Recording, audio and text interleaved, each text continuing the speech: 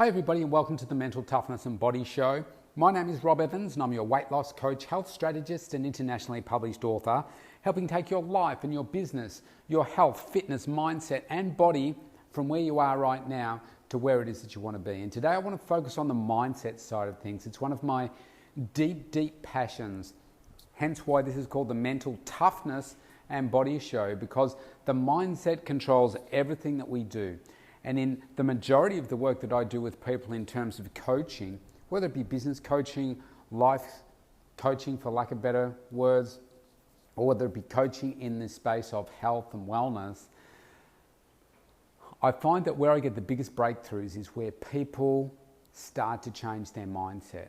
And you can see that they've started to change and shift their thinking. And so today I wanted to talk to you about success. And if you are like me and you get coached by the highest successful people on the planet in their space, then sometimes that can be a little bit confronting when you follow them. And let me use an example of somebody that's well known.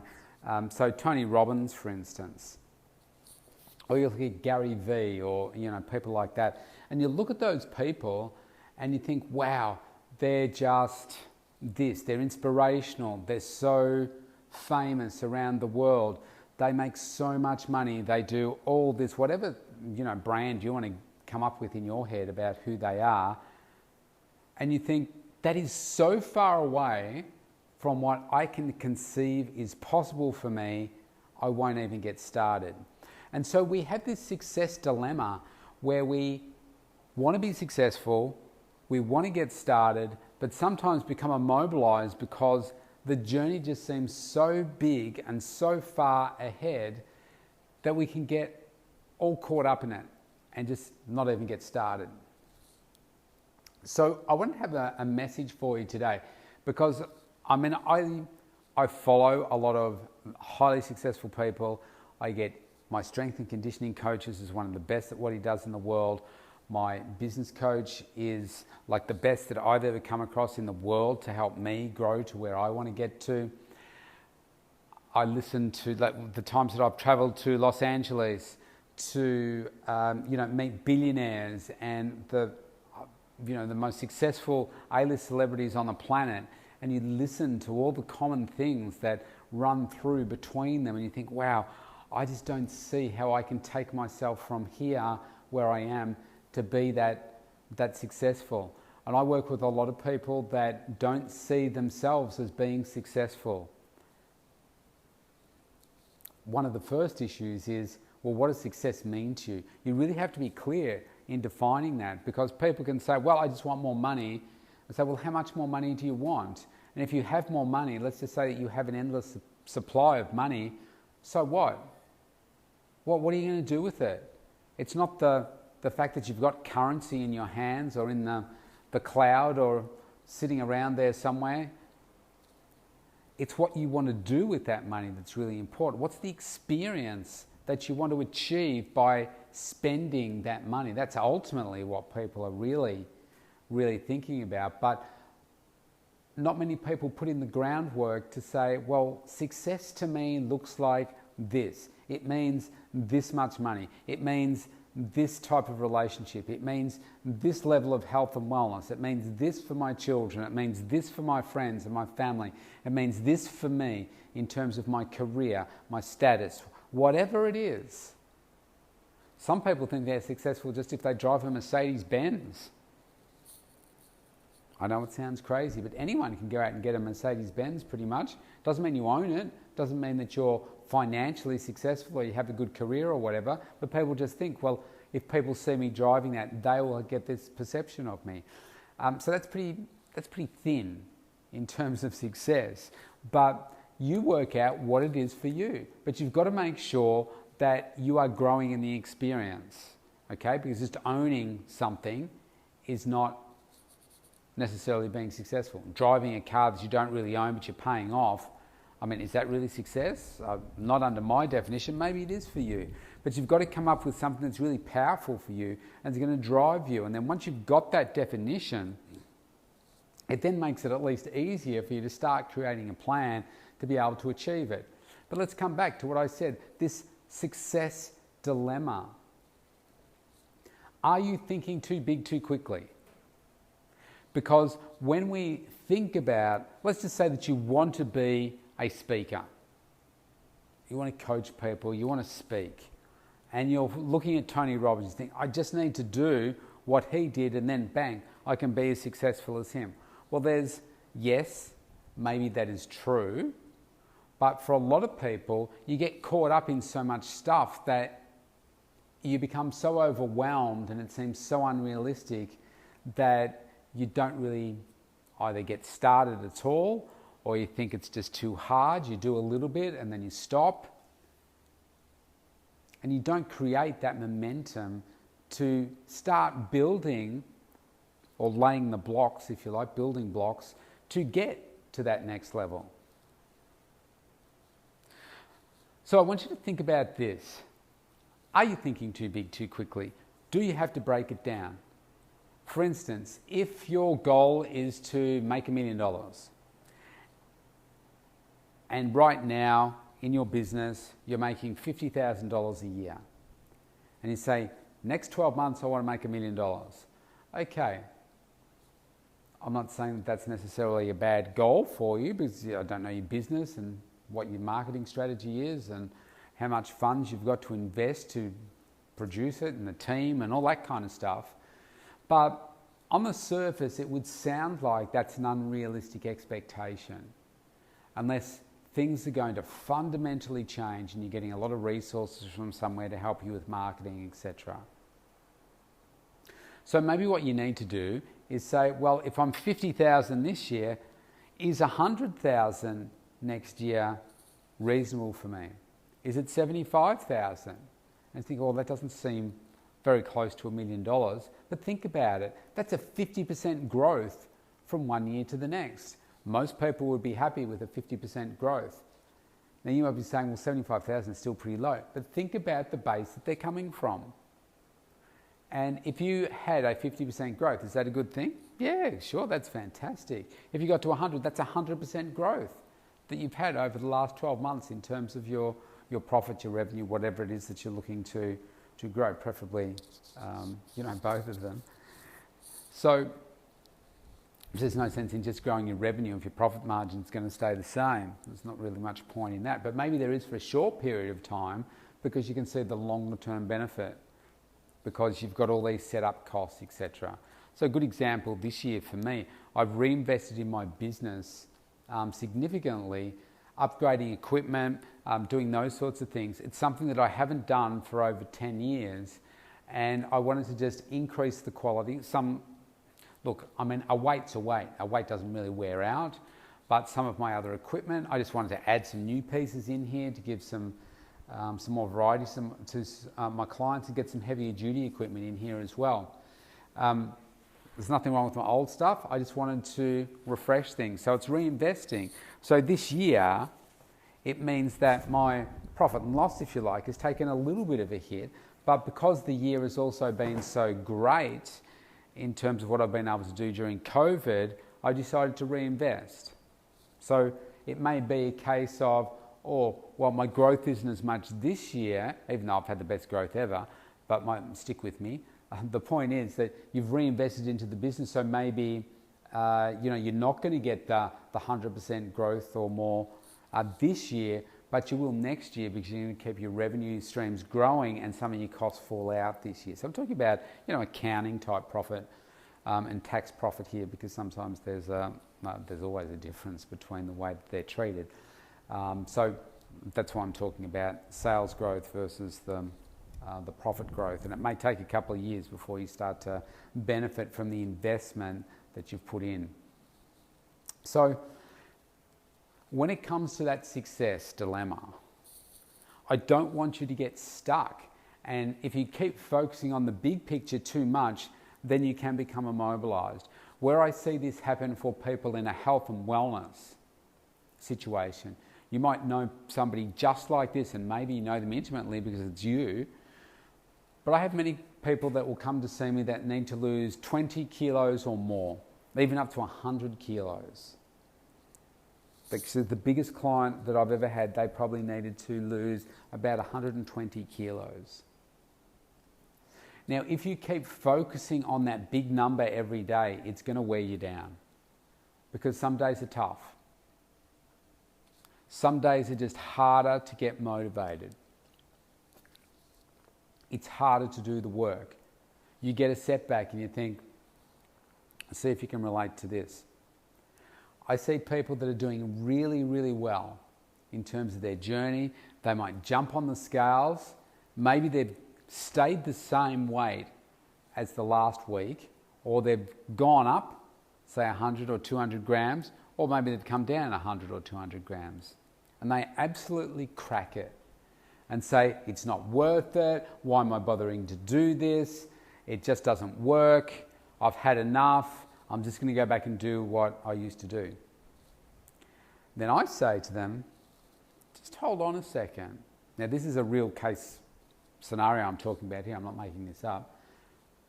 I said, just hold on. What's happened up to this point? I said, nothing. It's not working. I said, well, hang on. You've lost 15 kilos. You've increased your strength because we just did a fitness assessment. You've lost, like, this number I'm not going to get exactly right, but you've lost like 45 centimeters off your body, off your entire body in terms of measurements. Your strength has increased by an average of 35%. Your cardiovascular fitness has improved by 25%. You're sleeping better, you've told me. You have more energy. You feel better about yourself. You're now wearing sizes of clothes that are 2 sizes less, going on 3 sizes less than you were wearing before. So tell me why it's not working. Tell me why you feel like you want to give up. And they say, well, yeah, when you put it like that, I guess it is working and I've just had a bad week. I said, exactly. And then we pull apart the week, and I can always pinpoint for somebody and say, this right here is why you've stayed the same or gone up a little bit or gone down just a little bit. The point is, you've got your whole life ahead of you, and we want to make sure that you're doing things consistently over the course of your life. And if you keep doing the right things, you're going to keep getting the great outcomes that you have gotten up to this point. Do not stop now. Do not throw it all away. I'll give you the heads up. Certainly when it comes to a weight loss journey, if you've got some distance to travel, anyone can lose a few kilos relatively quickly. You can make some changes just for a few weeks and you'll find that you'll drop a few kilos. Where I find that it becomes more meaningful for people is once they get into double digits. Now, I say 10 kilos here. That's about 22 pounds. If you work in pounds, that's when it becomes a bit more real. Because, honestly, you could go to the chemist, you could get some decent laxatives, and overnight, within 24 hours, you could find that you lose, these numbers are going to blow your mind a bit, you could lose between 5 to 7 kilos just by having a complete clean out of your colon. If you think, oh, that's ridiculous, trust me. I've done it on myself. I'm very healthy, very regular. If you've ever had a procedure called a colonoscopy, you have to make sure that you flush everything out prior to the procedure, because they basically shove a camera up your butt and they can't have anything in the way blocking it. And I thought, I'm just curious as to what the difference in my weight would be. And I think for me, and I'm very regular, very healthy, I think for me it was 3.5 kilos. Now I'm a little guy as well, so I'm sure if you're bigger, you've got a longer digestive tract. But also, most people aren't regular. Most people don't eat as much fibre as I do. And some people have an enormous amount in them. So you could do that. You could lose 5 kilos just with the laxative, but then as soon as you start getting back to normal eating, you're going to put that weight back on, because it's not normal to have nothing in your digestive system at all, or in your bowel. So That's why I say when you get to the double digit, it becomes much more meaningful. And so getting back to this success strategy or the success dilemma, whatever area of your life it is, you've got to eat the elephant in bite sizes. Don't always focus on the tip of Mount Everest and say, I'm never going to get there. No one ever gets to Mount Everest on the first step. They make it to base camp, they stay there for a bit, acclimatise, move up a bit, then keep moving, move up a little bit more, move up a little bit more, break out the oxygen, move up a little bit more. We do it in bite-sized pieces. And I find that if you keep focusing on the end all the time, then that can immobilise you. You get so overwhelmed, so confused. And the other thing that I will say is, I notice this in myself sometimes. Let's just say that you pick 5 people that are incredibly successful and you follow all of them. Let's say that they've all got books, they've all got podcasts, they've all got shows, whatever, and you follow all of them and do what they all say at the same time.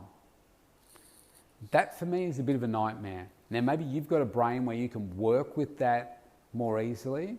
Personally, I find that every single person that you're dealing with in success, they will have different approaches. There are common themes that exist in success through everybody. And that's about work ethic, it's about drive, it's about determining what success looks like for you. It's about making sure that you're making the most of your day, you're planning it, you're not sleeping too much, you're getting things done, you're acting every single day. You're doing those things. But when it comes to the mechanics of what you're doing in each day, everybody's different. It's like my business coach, for instance, he suffers from, he has ADD, which means that, so attention deficit disorder, which means that he's like bang, bang, bang, bang, bang. His mind just thinks like that. My mind doesn't think like that. So if he throws out 15 things at me, that's why I write like crazy. I write them all down. But I'm not going to be able to do 15 things like that in the same speed that he might be able to do them, or as many simultaneously. I really struggle with that. And so if you've got that sort of concept with the next person that's, say, really slow and says, just focus on one thing, or the next person that says, you need to focus on these 4 things, and the next person says, you need to do these 25 things every day. It's like, oh man, well, which one do I do? And all of a sudden, you like stick them in the NutriBullet of life. I assume you know what a NutriBullet is. Blender, let's just say blender of life. Buzz it all up and try and get out some sort of mixture in there that seems to be right for you. But then you get all muddled up. And that's what happens to me. So I'll generally only listen to my coach. I'll only listen to his podcast. I will only read one book at a time and take out the things that I want. And to be honest, if I'm reading a book and I think I just can't relate to this at all, then I won't proceed with it. A good example of that one is Bouchard, highly successful online sales marketer. He came out, he's got a number of books, and he came out with a planning system a few years ago. And I saw some marketing for it, and I thought, actually, this looks really good. This might really work for me. And so I got the physical hard diary, and there were certain things that you had to do every single day. Now, up to this point, I'd come up with my own very succinct way of getting the success blueprint for every single day for me, what worked for me. And that's a combination of working with my business coach, JT Fox. It's working with other coaches as well, reading books, as well as practically what works for me, and testing it over a series of months of trial and error. Tony Robbins was another one. I really liked his approach, but didn't do all of it because my thinking is different to his. And so I got Bouchard's thinking, maybe there's some things in here that I really like that I can bring in to mine, or maybe I'll just adopt his altogether. So the thing arrives, I go through it, and I thought, you know what, I did it for like 2 days, and I thought, this doesn't work for me. So I stopped doing it, and I gave the diary away to my partner, as I was saying at the time. It just didn't work. So if I'm reading a book and I find that, this is just taking my mind in a direction that's moving away from where I want to head to, I won't finish it. I'll just stop. Now, this wasn't a book. This was a planning system. And I just said, that doesn't work for me. It's undoing some of the good work that I'd already created, and this works really well for me, and I get the same outcome just via a different means. So that's one of the learnings there. So you've got to pick the things that you think are doable for you. That doesn't mean don't challenge you, but don't take on too much all at once, which will overwhelm you and make you immobilized. It's happened to me. I can find that, the last few days I've been mentioning about the social marketing side of my branding and how I market and so forth. And it's been something that I haven't really enjoyed for many years, but I'm now starting to enjoy it. I wouldn't say that I'm great at it yet, but I will be, because I'm developing more of a hunger to be successful in this space and work out how can I do this better. But this is an absolute minefield, because there is so much marketing out there on how you can do social marketing better. And you can say, oh yeah, I'll just do this. I'll do posts like this. I'll do video like this. I'll do this, and you can get confused, and your message can get lost in what other people are doing because you're trying to replicate someone else, and you lose the authenticity of who you are, and forgetting the big thing about, oh, hang on again, what's success look like for me? Like, who's my audience here? Who am I marketing to? You can't just do what everybody else is doing, because their audience is different, and a lot of people don't have a clear strategy about it. And so when it comes back to the area where you want to be successful and those people that you are following, you just need to be realistic and break it down into smaller pieces so that you can do it, and not get so overwhelmed by the incredible success of everybody else that you never even get started. So I see that happen so much, particularly in the health and wellness area, but also in career-wise. So many people want to start their own business, but they don't want to start their own business, if that makes sense. Why? Because they don't know how to get started. They see it as being too difficult, too challenging. COVID and the struggle that has put many businesses under the pump and to the wire, and so many people committing suicide and having mental health issues. Why the hell would you ever want to start a business? Particularly in my home state, where we've been shut down for 9 months out of the last 15. It's crazy. People are physically leaving our state to move to another state where they're not locked down as much, because we've been penalised so much here. But through all that, you can find a way to thrive, not just survive, but thrive and find the opportunity and really launch your business into the next stratosphere.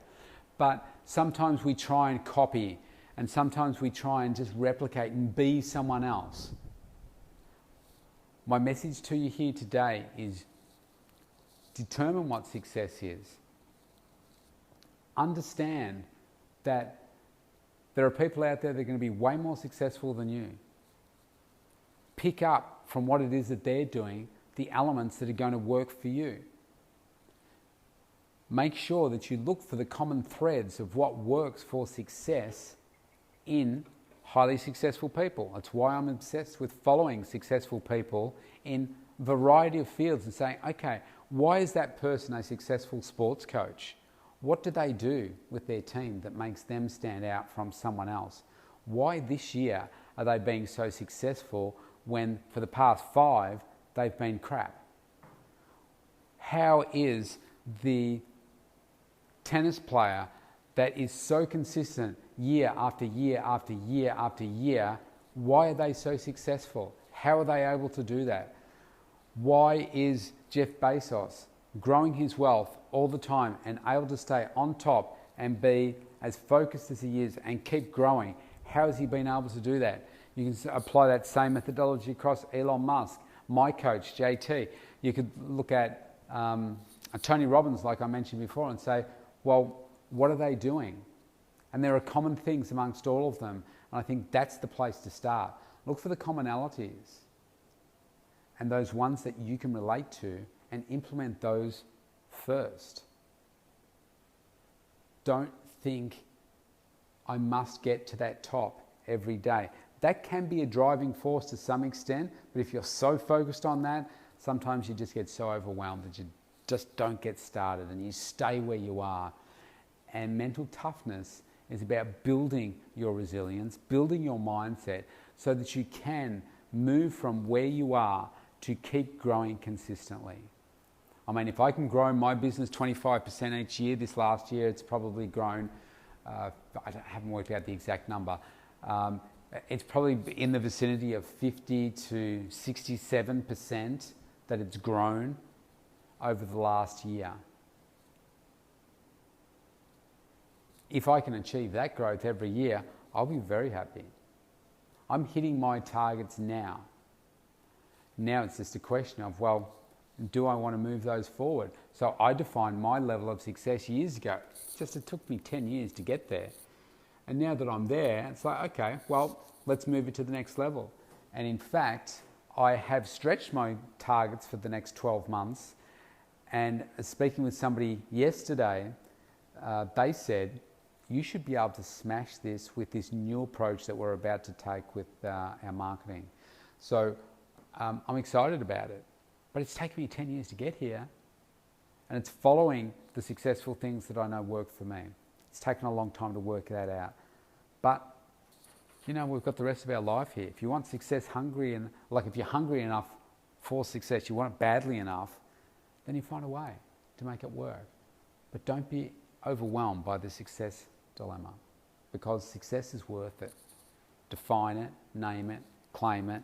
It's yours. If you want to connect with me, go to the mentaltoughnessandbodyshow.com, opt in for that free consultation, and let's make 2021 your best year yet. Stay safe. See you tomorrow.